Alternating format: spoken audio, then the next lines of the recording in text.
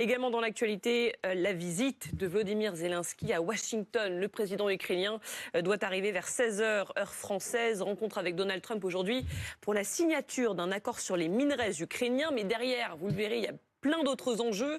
Le contexte, il est très particulier avec cette relation entre Donald Trump et Volodymyr Zelensky qui n'a jamais même été aussi tendue. C'est ce que nous explique notre correspondant sur place, Benoît Ballet. Oui, le président ukrainien sait que Donald Trump veut conclure un cessez-le-feu au plus vite et que dans sa précipitation, le président américain fait pour l'instant peu de cas de l'avis de l'Ukraine et encore moins des voisins européens, malgré les visites de Keir Starmer hier et Emmanuel Macron lundi. La seule corde sensible en fait de Donald Trump semble être le gain, le retour sur investissement, alors que le président américain critique régulièrement, on le sait, le poids financier du soutien à l'Ukraine. D'ailleurs, Donald Trump l'a dit, il compte sur le sol ukrainien et ses terres rares pour se rembourser.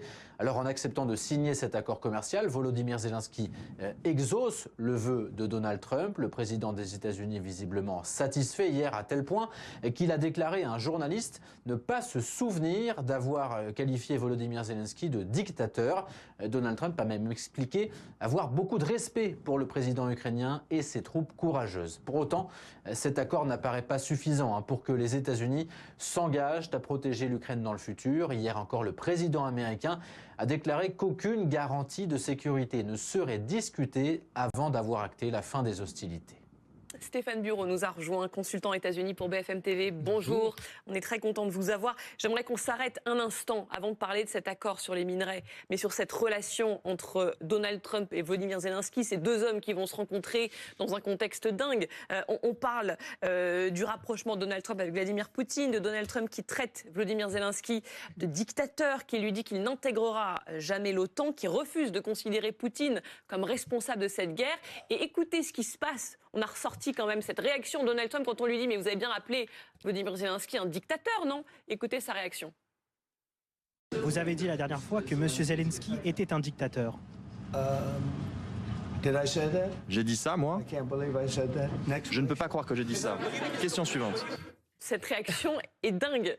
Oui, c'est du Trump. C'est du tout typique craché. Trump. Ben oui, tout à fait. Il faut voir le sourire en coin aussi au moment où il ne répond pas à la question tout en répondant à la question. Évidemment, la mauvaise foi est évidente. Elle est apparente pour ses électeurs qui voient très bien le jeu. Et c'est vrai que c'est une relation assez complexe entre messieurs Zelensky et Donald Trump, qui, alors il fallait lire entre les lignes plus tôt cette semaine, a dit à plusieurs reprises, ah oui, c'est vrai, il vient à la Maison-Blanche, il est attendu vendredi, donc jamais ne confirmait. Or, c'est une information BFM. Il aurait effectivement désinvité M. Zelensky un peu plus tôt cette semaine.